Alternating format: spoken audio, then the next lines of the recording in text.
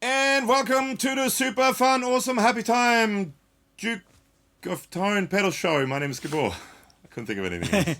Hey, welcome along. I'm Alex. Going to check out this new MXR pedal today. Yes. New one from the custom shop. This is the Duke of Tone. Yes. Obviously. Made in conjunction with Mike Piera from AnalogMan. Analog Mike. So, Hello, Analog Mike. we're going to check it out, see what it does, and please hit like and subscribe on our channel and the video. Yes. Thumbs up, ding the bell, and comments below. There will be a second video with this where we actually A-B it with the King of Tone. If you want With the to granddaddy. be notified, do what he just said before with the subscribing and all that stuff. Ding the bell. So also, just want to mention, this was sent to us by the good people at Jim Dunlop MXR Australia to do a video with. So it is what you would call a sponsored video. Yeah. Now, the Duke of Tone, Alex. Yo. As I mentioned before, made in conjunction with Mike Piera from AnalogMan. Now, the King of Tone is one of those pedals, and I have one right here. Oh my god, it's almost the same colour. The colour's the same, yeah, look, it looks Yeah. pretty much the same. King of Tone has become one of those pedals now that goes for ridiculous amounts of money in the second-hand market. Waiting list is something like 4 years or something like that now, because AnalogMan still does everything pretty much in-house, small team of people that builds everything. Waiting list is quite long. So similar to what they did with the Timmy pedal with Paul Cochran, and you can watch the MXR Timmy pedal video up here, is they work together with the builder, and I believe this is going to be now more readily available. Yeah. You can still get on the waiting list to get a King of Tone, Yep. or a Prince of Tone. This is kind of more based along the Prince of Tone, which is half of a King of Tone. But hopefully it'll make it more readily available and maybe bring the second-hand market prices down a little bit, because they've gone actually beyond crazy at the moment. City. So all the internals have been approved by Mike Piera. They've found the right parts. They built the circuit together, or he approved the circuit. There's also video, actually a link to the video that he did, Mike Piera did, and he sat down and A-B'd it with one of his pedals, and it did sound pretty much identical. We'll do a similar video to that, like I said, later on. But let's just have a look at it just as a pedal now. Sure. Layout is super simple. You've got volume, you've got drive, and you've got tone. And then on the King of Tone, this is internal. On the Prince of Tone is external as well. You've got a switch where you go between boost, overdrive, and distortion. So let's put everything at 12 o'clock and start on boost. Cool. And see how we go. Here we go on the telly. And the setup. Oh yeah, it's going through a Mozztronics Amp Switcher, Cherry Tone OTS MIDI 20, and a 2-note Torpedo Captor.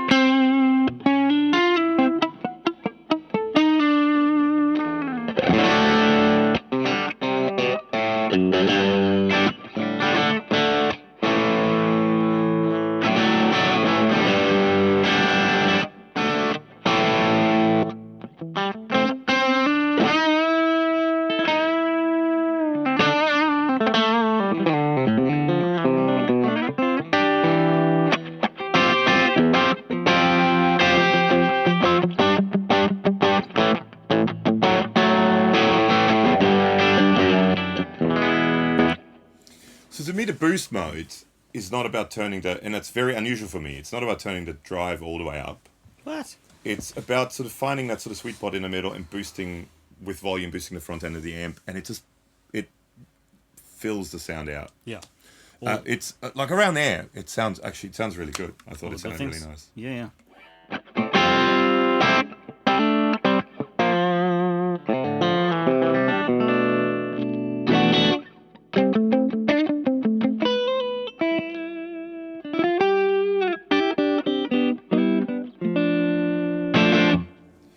And I was boosting the volume a little bit, so the drive is probably more from the amp than from the pedal. But I'm in boost mode. It boosts Boosts things. stuff, Let's go yeah. to Overdrive mode Yeah. and check that out. So again, let's go everything at 12 o'clock. Okay. Playing. The volume drops quite a bit when you go to Overdrive mode, so you got to. But there's enough volume on tap.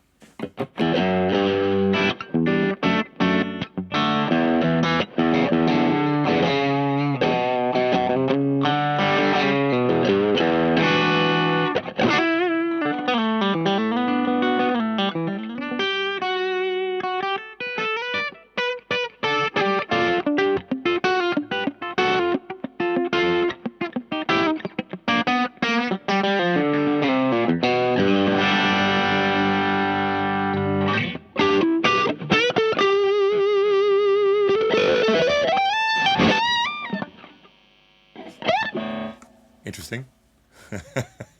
Some more marsupials get caught in there.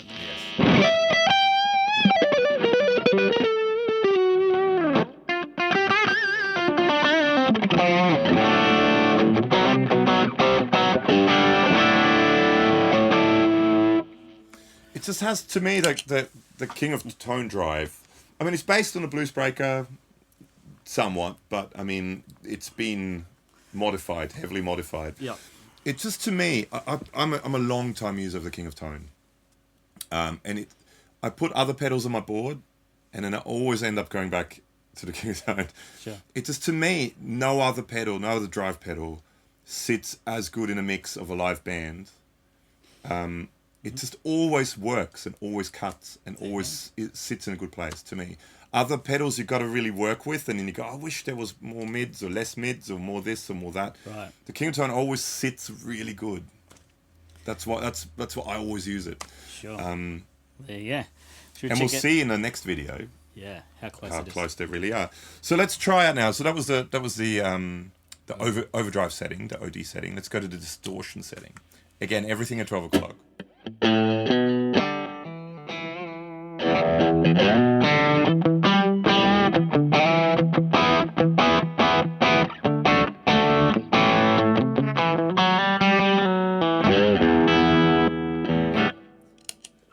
There is some mid-range pushed. Yeah, of bit, course there is. yeah. There is.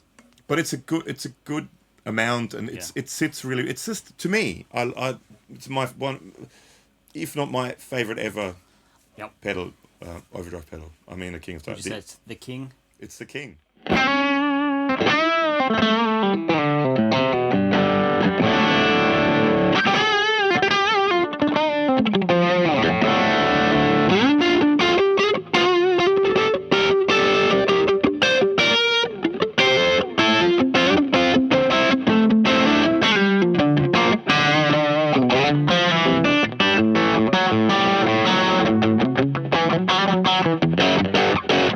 You have a spin on your guitar? Cool. Yeah. Let's go. Let's start off with the Jazz Master. So that's the PartsMaster caster, Blaster Master. There's a video for it here with some fantastic Martin Nesmith pickups, mastery stuff, and Mako guitars neck. Watch the video while he leaves. He's out of here. So, and it's a wide range humbucker in the bridge that I'm going to start off with, which sounds like this. A lot honkier because it's a wide range thing. That's sort of one of the things about it.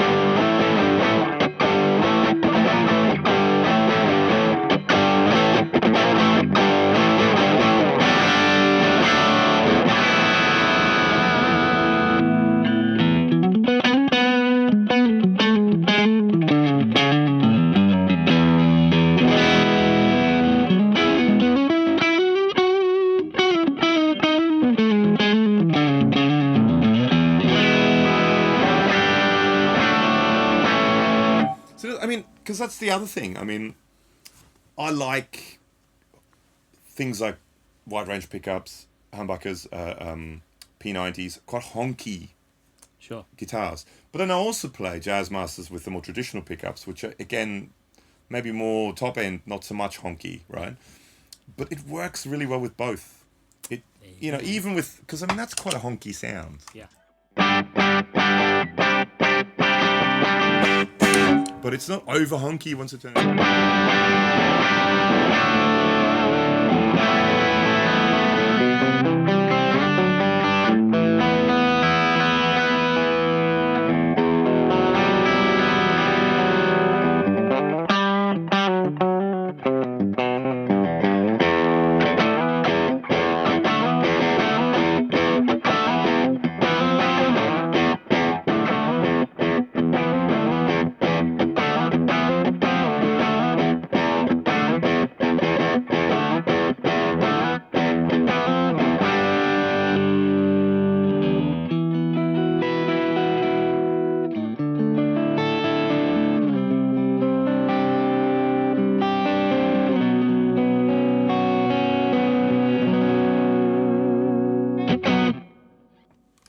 Sick. Sounds cool. I Does like sound it. good. Should we Okay. go some humbuggies? Humbuggies, yes. I will so this is a Sire L7 and we've done a demo of this guitar Up here, while I tune. while he's tuning in.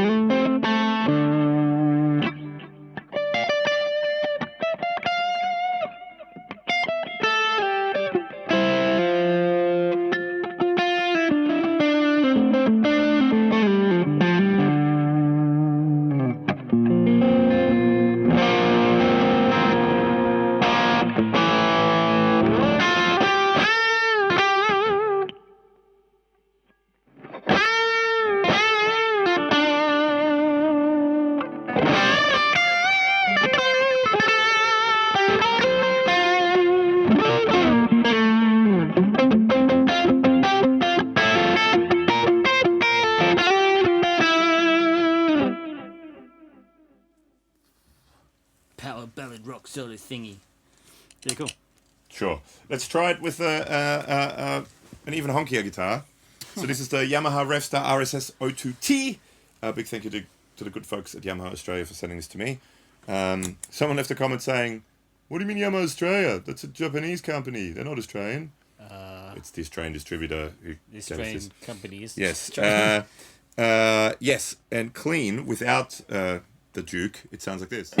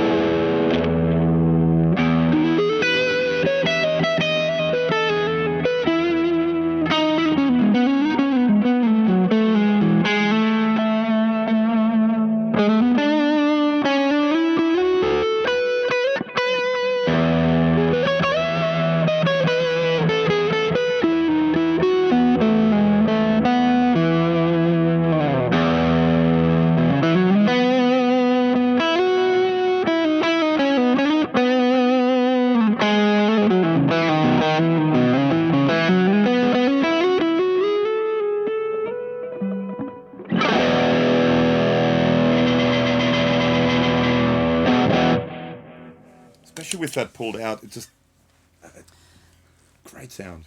I'm not sure why, but I think I prefer the overdrive setting out of all the settings. Over the distortion setting. Yeah, something about it. It has a slightly different, maybe tonal character. Possibly, yeah. Yeah. whatever the clipping thing does to it makes it Stay. more appealing to me. Yeah, that's yeah. Yeah. Yeah. And you can still get gain out of it, of course, like Yeah. just by doing that. Yeah. So, Yeah. what do you think? Do you dig the MXR custom shop jigger? I do. I mean, it does sound familiar. Yeah, of course. And there will be, like I said, there will be a video where we actually A/B the two to see, Shoot out. to see how they actually stack up to each other. But it is a very familiar sound to me. Like I said, I've been using it for, I don't know, I bought the first King of Tone. The first, I've got two. Snob. The first one I bought was, I don't know, over 10 years ago. Well over 10 years ago now. Yeah. So I've had it for a long, long time. I bought one second hand while I was on a waiting list, and then I got to the top of the waiting list, and then I bought a second one. So I've got two. But one's is the standard one. The other one is the one with the modded, the high gain modded, which I believe this one, same as the printed tone, is the high gain modded one. Right, okay. Which I think Mike Piera himself actually prefers over the standard one. There you go. Yeah. Mike approved. Mike approved. Do you guys dig it? Let us know in the comments. Yeah, let us know. Comments below. I know there's been a few people have been sort of saying a few things about pricing. At the time of us filming this hasn't actually been released yet. Yeah. But some people say it's going to be quite pricey. I'm not sure what the goes with that. But I mean, again, I think if you make it in conjunction with someone, it's something that people will wait 4 years plus for. People will fork out $1,000 on it on the plus on the second-hand market. I think even if the price is fairly high, it will hopefully bring the second-hand market craze down. It's almost like a social experiment they're conducting as well as a pedal A little bit. release. Yeah. So yeah, it'd be interesting to see what happens. And it'd be the interesting to see second-hand. how readily available this will be. Yeah. Or if it's a limited thing, or I don't know. Like I said, we're still kind of in the before it's being released stage at the moment as we're filming this, so we're not 100% sure. Thanks for hanging. Oh, check out links below to Instagram, Facebook, and a podcast. Yeah. Got all those stuff. Hang out links down below. Yeah. And like we said, comments, questions below. Let us know what your thoughts We'll are. do what we can as far as questions go. And big thank you once again to Jim Dunlop, MXR Australia. Not meaning that this is made in Australia or it's an Australian company, but they have an Australian distributor. Office in who Australia, sent which the is where we stuff are. To us, yes, because we're in Australia. That's confusing for some people. Yes. Thanks for hanging. We'll see you soon. Bye.